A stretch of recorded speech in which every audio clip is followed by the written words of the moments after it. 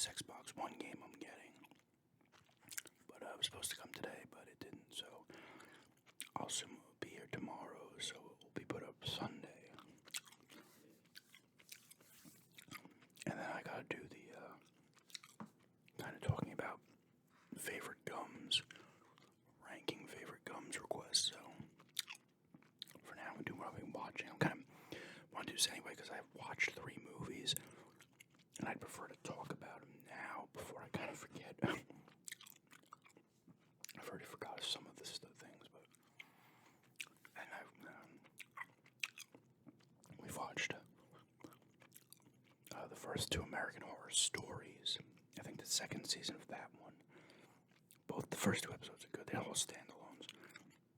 The first one actually tied in with the ending tied in with the American Horror Story season.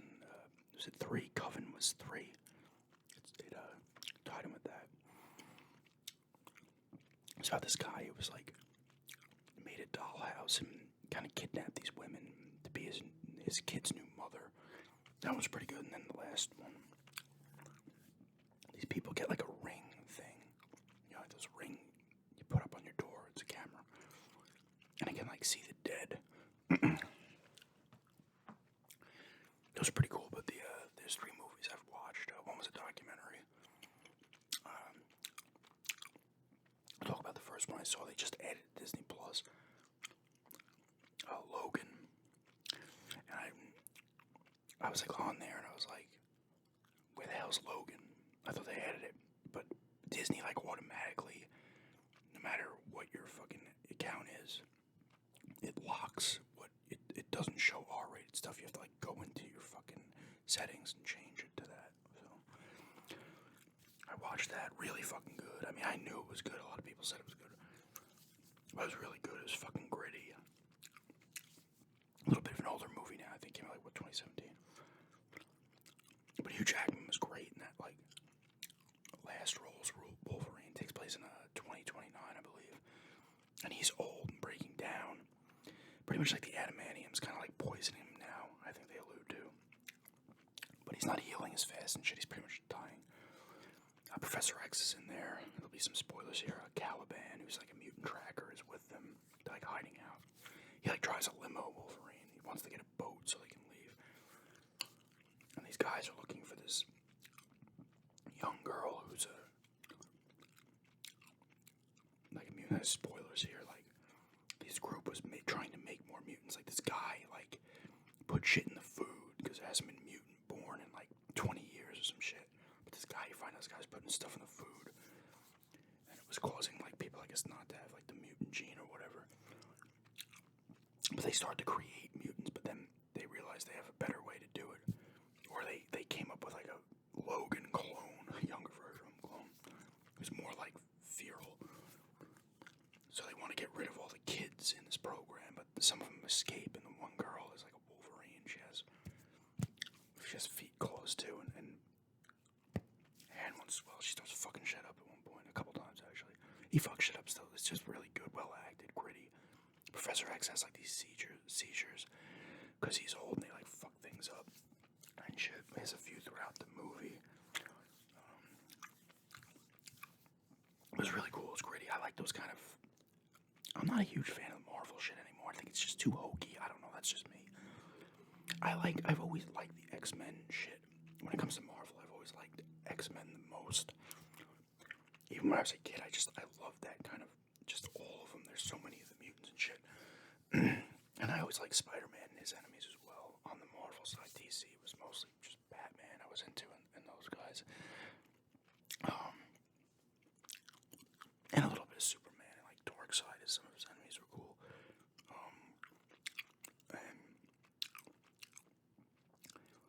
But I always liked the X-Men stuff better.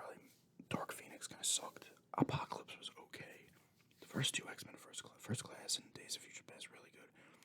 And I really liked the first 2 X-Men, X-Men 2000 and X-Men United. The third one was just. And the second and third, obviously Logan and the Wolverine, really good.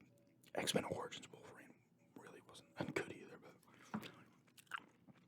anyway, I just always preferred the X-Men stuff. I found it a little more movie's grittier and kind of just, I don't know, it had a better vibe to it to me. But yeah, it was a fucking awesome movie. Cool action in there. It was just cool seeing Logan beaten up and old, you know. And I thought that was cool. But there's like no mutants left pretty much at this point. Yeah, it was a really cool movie. Then I watched on Amazon this movie called Butterfly Kisses. I'm always looking for stuff on these streaming services like found footage related shit or documentaries about fucking weird creatures or whatever, but I watched this movie, Butterfly Kisses. Pretty cool, actually. It's about this dude. He finds like these tapes of this girl and this guy were in college. I guess they were doing their like thesis or whatever the fuck it was. They were doing like a thing. I think he's called I forget what they fucking call him. And that's annoying me. Like the Blink Man or fucking No Blink Man or some shit. It's a little Slender Man-ish, a little bit. But this guy finds these tapes, and he's like a filmmaker too. The train's really loud tonight for some reason. It feels like it's fucking a block away. But he's like a filmmaker, and he's kind of on rough times or whatever. I think he films weddings now. They're like talking. A camera crew's following him around as he tries to piece together this footage and try to authenticate it and all this other shit. And then he starts like losing it because he's like talking to people. He can't find out who these people were in the original tapes. Things seem like it's bullshit, and then he's trying to say, oh, maybe it's real, and then he's showing it to people, and then they think he's full of shit. Like, oh, you made it up, good job, that was kind of cool, but you're promoting it as it's real. And he's like, no, I really think it is, and he kind of starts losing it. And like the No Blink, I forget what they fucking call him, but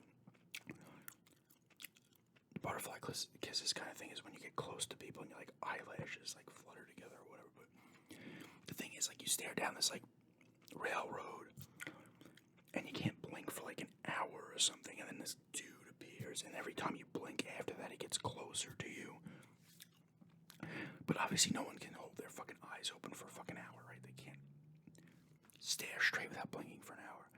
So the people who are filmed the original stuff of the tapes that are on the tapes that this guy found, and everybody keeps saying, oh, you conveniently found these tapes and you were filming it. I'll get into a little bit in a minute, but so it's very strange because he's being documented by these people, and he's like doing this thing on these other people that are kind of like disappeared or whatever. But anyway, the people on the tapes, they're like, wait a second, let's have the camera act as an eye, and it won't blink. And they're like, oh, nothing happened. And then they look at it later, and you see a figure pop up, and then the cameraman, the guy, starts losing his shit, and the girl isn't at first, and then she starts to fucking lose her shit. Because every time, like, they keep seeing him randomly and shit, like, oh my god, there he is, like, they're looking at things in the camera. Because it's like the shutter, so every time they like kind of turn the camera off, it goes away, but they turn it back on, he's closer type thing. Because it's acting as the eye now, the camera.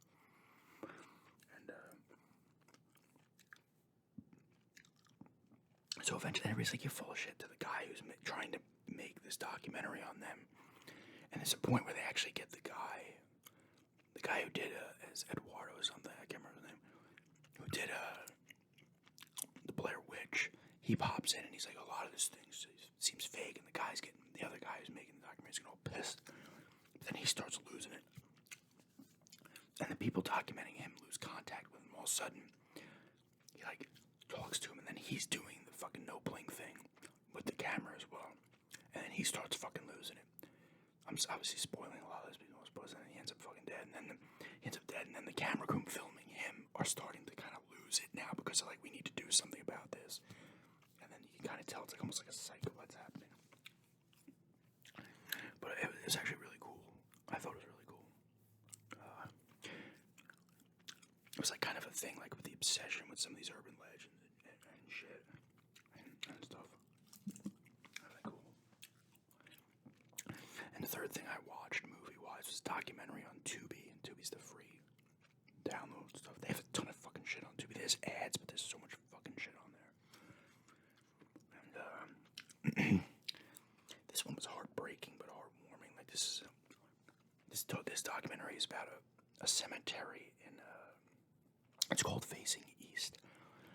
is in a cemetery in Kentucky that is supposed to like hold 10,000 graves or something, but it's like at 100. It's like an insane amount of people are buried here, and you find out back when this like cemetery opened, people were like reselling plots and shit, and like this shit went on for years. Like even later on, they would have to cover up. They dig up a body because they'd sell this plot to multiple people. So when another person died, they'd have to dig up the body, obviously, dig up the grave. But they'd have like the bones and stuff hidden under a tarp while they're putting this other body in, and then the other body goes back on top of it. Really fucked up. Like people were fucking pissed that like I can't find where my loved one's buried and who's on top of them and how many people are buried in the thing. And they have like the interviews with actual like people who work there, and some of these higher ups that got sued but like got thrown out because this one guy didn't get a warrant when he was doing this searching. And then the other woman who kind of ran the cemetery had to cut it, stop because she couldn't afford the electricity and shit. And then it was just overgrown and all this crap. And then this group of people started up like a non-profit to keep this cemetery clean, and they wanted to. This one guy actually went in because where they keep all the urns, people were going in at night and like destroying fucking urns. And this guy, he was an archaeologist because they had all this crazy shit. They had to hire an archaeologist every time they buried someone when they got caught doing shit to make sure there was no other bodies in the grave before someone knew was buried. It's just a crazy bunch of shit. But this guy took all the urns out and brought them to this place, so they'd be, I forget what it was called, some kind of museum type place, I forget what it was. But this group maintains the cemetery. They're getting like archives of all the people there, so people come actually find their loved ones and shit.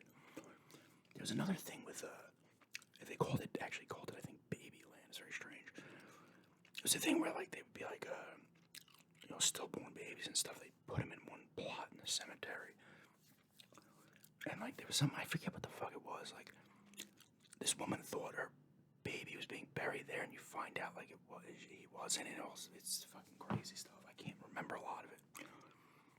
But it's really like heartbreaking to see like these people trying to find their loved ones. They can't find them in the cemetery because they don't know where they could be buried now.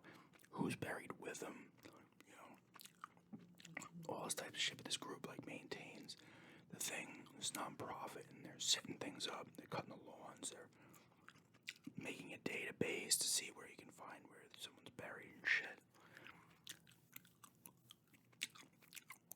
It was just kind of heartbreaking in the sense that like they kept saying like we don't want these people here who are buried here to be forgotten, you know. And that was kind of sad, you know, like holy shit, like this fucking cemetery's overgrown, it's falling apart. No one's gonna go bother seeing their loved ones if they can't even find them, because some of them were like unmarked graves, like some people couldn't find, afford gravestones or whatever, and they put like certain things there to kind of that's like there's a red brick there, that's where so-and-so's buried, but then those were all gone. So everything was like a real pain in the ass, but it was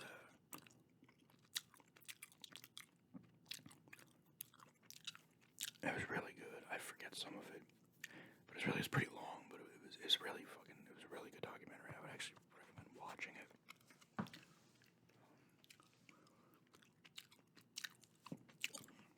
For sure, it was good. I wish I remembered more of it, but I watched that one first, and that was like, I forget when that was. Maybe it was like Monday night or something. And then you watch something else, and fucking shit gets pushed out of your brain. But yeah, I did want to talk about those movies a bit because I did enjoy all of them, and the one documentary, 2 movies, and the 2 episodes of American Horror Stories. And hopefully on Sunday I can get that pickup up. If I don't do the pickup one, I'll do the gum one. If not, I'll do the gum one for Monday, and vice versa, whatever.